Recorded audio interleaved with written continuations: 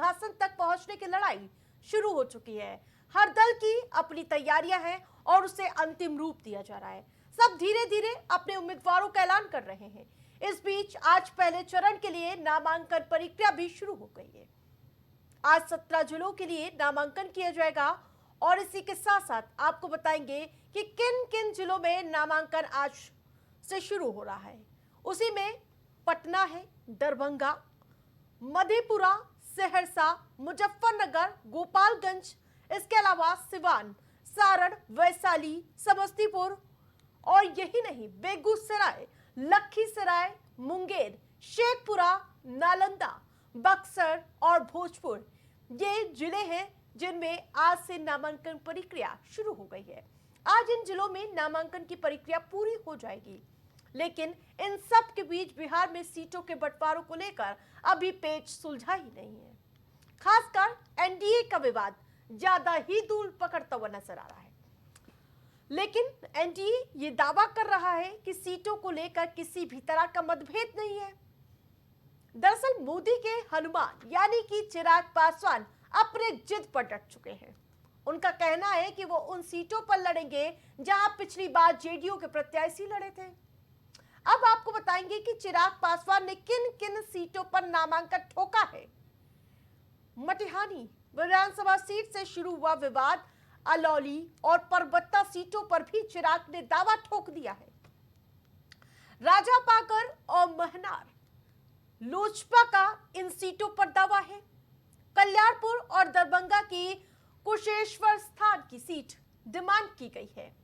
चकाई और सिकंदरा भी लोजपा की सूची में है।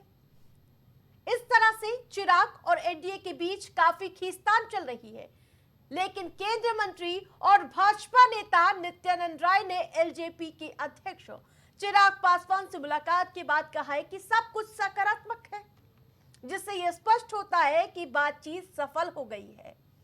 नित्यानंद राय ने बाद में यह भी जानकारी दी कि बिहार भाजपा चुनाव प्रभारी धर्मेंद्र प्रधान को भी दी। सीटों पर सहमति बनने के बाद बीजेपी ने अपने हिस्से के लिए उम्मीदवारों के चयन की प्रक्रिया राज्य स्तर पर पूरी कर ली।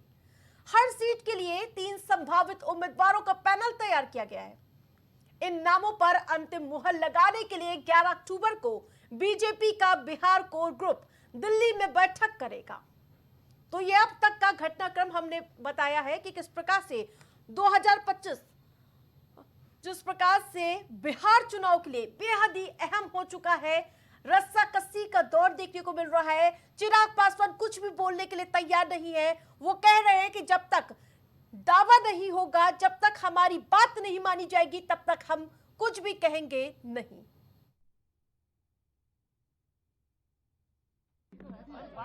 भारत सरकार के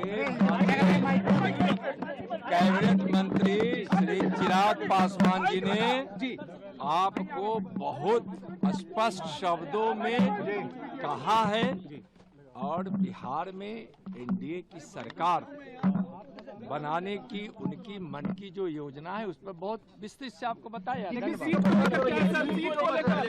सब सकारात्मक है, कहीं कुछ नहीं है, सब सकारात्मक। वो भी जल्द हो जाएगी, पर इतना मैं जरूर कहूंगा कि बातचीत बहुत अच्छे से, बहुत बढ़िया से, कल जैसा आदरणीय नित्यानंद जी ने कहा सकारात्मक, बहुत ही सकारात्मक रूप से बातचीत हुई है, हो रही है और अभी अंतिम दौर में अब ये बातचीत पहुंच चुकी है। मुझे लगता है जिस घोषणा का इंतजार आप सब कर रहे हैं कि कौन कहाँ कितनी, हम लोग हर एक माइन्यूट जितने भी डिटेलिंग्स है हर चीज को हम लोग पहले ही डिस्कस कर लेना चाहते हैं, ताकि बाद में गठबंधन के भीतर किसी भी चीज को लेकर, सीटों को लेकर, प्रत्याशियों को लेकर, कहाँ पे कौन कैसे प्रचार करेगा, कैसे, हर चीज को विस्तार से हम लोग चर्चा करना चाहते हैं, जो कि बहुत अच्छे से हुई है, हो रही है और मुझे लगता है बहुत जल्द आप सबके सामने।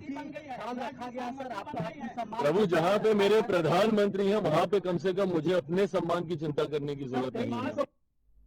तो साफ संदेश दिया गया कि हमारे प्रधानमंत्री है तो हमें अपने सम्मान की चिंता नहीं करनी होगी। सीधा रुख करेंगे न्यूज रूम का, हमारे सहयोगी जुड़ चुके हैं, वो समझाएंगे कि समीकरण कहां जाते हुए नजर आ रहे हैं। नित्यानंद राय से बैठक होती है, उसके बाद चिराग पासवान कहते हैं कि सम्मान की कोई बात ही नहीं साहब, क्या कुछ रणनीति बनती नजर आई? बिल्कुल आरती, देखिए आपको बताना चाहेंगे कि जिस तरीके से बिहार की सीटों को लेकर पेच फंसा था, ये केवल किसी एक गठबंधन की बात नहीं है, बल्कि दोनों ही गठबंधनों में ऐसे ही पशुपेश की स्थिति साफ तौर पर देखने को मिल रही है। पहले अगर सबसे ज़्यादा अगर दिक्कत कहीं पैदा होती नज़र आ रही है तो वो एनडीए के गठबंधन में थोड़ी सी स्थिति जो है वो फंसी हुई नज़र आ रही है। और फंसती हुई इसलिए नज़र आ रही है क्योंकि चिराग पासवान जो प्रधानमंत्री नरेंद्र मोदी के हनुमान कहे जाते हैं, उन्होंने जो है एक तरफ से कहीं ना कहीं अपनी सीटों को लेकर जो है दबाव बनाना शुरू कर दिया है। ये पूरी तरीके से कहीं ना कहीं प्रेशर पॉलिटिक्स के तहत ही सारी चीज़ें आती हैं आरती। और गठबंधन की जब भी बात आती है तो अपने अपने सहयोगी दलों पर लोग प्रेशर बनाते हुए हर विधानसभा चुनाव के दौरान नजर आते हैं। ऐसा ही जो है अब बिहार में भी देखने को मिल रहा है। बिहार में जो लोजपा के जो अध्यक्ष हैं चिराग पासवान, उनका साफ तौर पर यही कहना है कि अगर हमको अपनी मनपसंद की सीटें नहीं मिली तो फिर जो है बीजेपी के लिए वो मुश्किल खड़ी करते हुए देखे जा सकते हैं, जिस तरीके उनके बयान सामने आ रहे हैं। हालांकि जब वो मीडिया के सामने आते हुए नजर आ रहे हैं तो उन्होंने ये बोल रहे हैं कि जो है जो स्थिति है वो ठीक है और अंतिम रूप दे दिया गया है, बहुत जल्द ही सीटों का जो है ऐलान है वो हो जाएगा। बिल्कुल, ये जो विवाद शुरू हुआ मटिहानी विधानसभा सीट से, ये विवाद शुरू होता है, लेकिन कौन कौन सी सीट है जिन पर चिराग पासवान दावा ठोक रहे हैं? आवाज में मटिहानी विधानसभा सीट जिसकी आप बात कर रही हैं, पिछली बार यहां से लोजपा के प्रत्याशी की जीत होती है, लेकिन जीत के बाद वो जेडीयू में शामिल हो जाते हैं और जेडीयू में शामिल होने के बाद जेडीयू वहां पर उस सीट को अपना दावा ठोकने लगती है। स्थिति वहीं से जो है खराब होने लगती है, क्योंकि बिहार में पिछली बार भी कई बार देखा गया था कि कोई जो प्रत्याशी थे वो दूसरे चुनाव चिन्ह से लड़े थे, लेकिन बाद में जो है चुनाव के बाद जिसकी सरकार बनी उसके साथ हो लिए थे। जैसे कि ओवैसी के जो 4 विधायक थे वो आरजेडी में शामिल हो जाते हैं चुनाव के बाद। तो ठीक वैसी स्थिति इधर एनडीए में भी देखने को मिली थी कि कुछ प्रत्याशियों ने चुनाव तो किसी और चुनाव चिन्ह से लड़ा, लेकिन जब चुनाव के बाद वो सरकार बनी तो सरकार बनने के बाद वो दूसरे दल में शामिल हो गए। ये सारी चीज कहीं ना कहीं महत्वाकांक्षाओं के चक्कर में होता है। विधायक जो है मंत्री या फिर कोई मंत्रालय के चक्कर में अपना जो पार्टी का जो है वो चेंज करते हैं ताकि उनको जाके दूसरे दल में जाके तवज्जो ज्यादा मिले। यही देखने को मिला था जो जिस सीट का पूरा विवाद चल रहा है वहां से। तो ऐसे तमाम चीजें हैं आरती अभी जो बिहार में चलती हुई नजर आ रही हैं। सीटों का जो पेच है वो अभी फंसा हुआ है। हालांकि नामांकन की प्रक्रिया भी आज से शुरुआत हो गई है। 121 सीटों को लेकर जो नामांकन है 17 जिलों की में तो सब कुछ ठीक नहीं चला, वो तो साफ जग जाहिर है, लेकिन उतना ही महागठबंधन में भी पेच फंसता हुआ नजर आ रहा है। एक तरफ तेजस्वी यादव दावे ठोक रहे हैं हर घर एक नौकरी देंगे, लेकिन उसके बावजूद अभी समीकरण नहीं साध पा रहे हैं अभी तक। देखिए सेम स्थिति आरती, जैसे कि मैंने बताया कि दोनों गठबंधनों में सेम स्थिति देखने को मिल रही है और जो क्षेत्रीय दल हैं वो अपने से बड़ी पार्टी है उनके ऊपर प्रेशर बनाते हुए नजर आ रही हैं। एक इस तरफ जहां चिराग पासवान है तो उस दूसरी तरफ अगर तेजस्वी यादव पर जो दबाव बना रहे हैं वो जो वीआईपी पार्टी के अध्यक्ष हैं मुकेश सहनी, उनका भी साफ तौर पर कहना है कि हमको जो है पिछली बार से ज्यादा की सीटें चाहिए, क्योंकि पिछली बार वो एनडीए के साथ थे हालांकि, लेकिन इस बार जो है वो तेजस्वी यादव पर ज्यादा सीटों की डिमांड भी कर रहे हैं। और जब सीटों को लेकर बैठक हुई थी 5 अक्टूबर को, उस बैठक से निकलने के बाद वो ये कह देते हैं कि मैं उप मुख्यमंत्री बनूंगा और तेजस्वी यादव सरकार बनाने जा रहे हैं। यानी कि अभी से ही पद पूरा वो डिसाइड करके बैठे हैं कि हम जब सत्ता में आएंगे तो मुझे डिप्टी सीएम बनाना है। और कितनी सीटें जीतेंगे मुकेश सहनी ये तो देखने वाली बात है, क्योंकि सीटें बहुत ज्यादा तेजस्वी यादव देंगे नहीं और अब की ज्यादा से ज्यादा वो सीटों पर लड़ना चाहेंगे, क्योंकि कांग्रेस जो है पिछली बार ज्यादा सीटें पर चुनाव लड़ी थी लेकिन मात्र 19 सीटों पर ही उसको जीत मिली थी। और इस बार कांग्रेस का बहुत कुछ साफ देखने को मिल नहीं रहा। हालांकि राहुल की यात्रा के जरिए कांग्रेस ये समझ रही है कि हो सकता है बिहार में उसका जो है कुछ उद्धार हो सके। बड़ा समीकरण तो ये निकल रहा है कि हर घर सरकारी नौकरी, 9 लाख करोड़ रुपया लाएंगे कहां से? सत्ताधारी पूछ रही है, जो वादा किया गया तेजस्वी यादव की ओर से।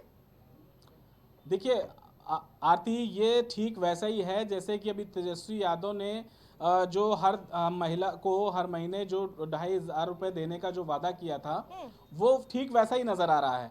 अगर आप महिलाओं के आंकड़ों पर नजर डालेंगी और तेजस्वी यादव का जो पैसा रुपए देने का वादा है, अगर आप उससे दोनों को गुणा करके देखेंगे तो जो राशि बैठेगी वो लगभग 1 लाख करोड़ से ऊपर की बैठेगी। और बिहार का जो कुल बजट 2025-26 का है वो 3 लाख करोड़ के आसपास का है। तो अब अगर आप किसी एक योजना में बिहार का बजट का 1/3 पैसा अपनी एक योजना में खर्चा कर देंगे तो जाहिर सी बात है जो स्थिति हिमाचल प्रदेश में बनी थी, जो स्थिति कर्नाटक में बनी थी, वैसी स्थिति ठीक बिहार में भी बनती हुई नजर आएगी। और सरकार बनने के बाद आप जो है जनता से ये कहते हुए नजर आएंगे जैसे कि DK शिव कुमार ने ये बोला था कर्नाटक में कि जो हमने महिलाओं के लिए फ्री बस योजना दी है कि जो महिला चाहे वो स्वतः इस योजना को छोड़ सकती है, क्योंकि जो संपन्न है वो जो है इस योजना को ना लाभ लें।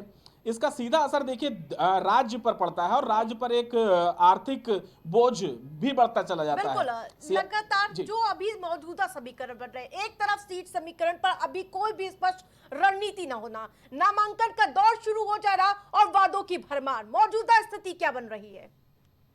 बिल्कुल, मौजूदा स्थिति जिस तरीके से आप देख रही हैं कि इस तरफ NDA और महागठबंधन दोनों ही की तरफ से ही पूरा जोर आजमाइश चल रही है। तेजस्वी यादव बहुत ज़्यादा कॉन्फिडेंट हैं, उनका साफ तौर पर कहना, क्योंकि उनकी रैलियों में बहुत ज़्यादा भीड़ जो है वो जुटती हुई नजर आ रही है। अभी बीते दिनों उन्होंने जो रैली की उसमें काफ़ी भीड़ इकट्ठा नजर आई थी, लेकिन लोगों का जैसे कि वहां पर जो राजनीतिक लोग हैं, राजनीतिक विश्लेषक हैं, उनका साफ तौर पर कहना है कि भीड़ जो है वो तो प्रशांत किशोर भी इकट्ठा कर ले रहे हैं। प्रशांत किशोर ने जो वादा किया था ठीक वो वादा करते हुए भी नजर आ रहे हैं कि उनकी जो लिस्ट होगी, उनके जो उम्मीदवार होंगे, उनके ऊपर एक भी मुकदमा नहीं होगा।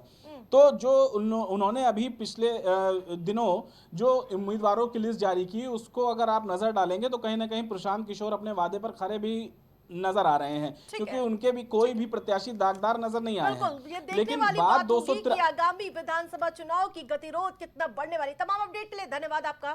तो बताते चले एक बार फिर से, जहां बिहार में सियासत गर्म है क्योंकि चुनाव है और नामांकन का दौर शुरू होने वाला है, और इसी के साथ साथ अभी सीटों पर सहमति न बनना कई तरह के सवाल पीछे छोड़ता हुआ नजर आ रहा है। सुप्रीम कोर्ट के मुख्य न्यायाधीश भूषण रामकृष्ण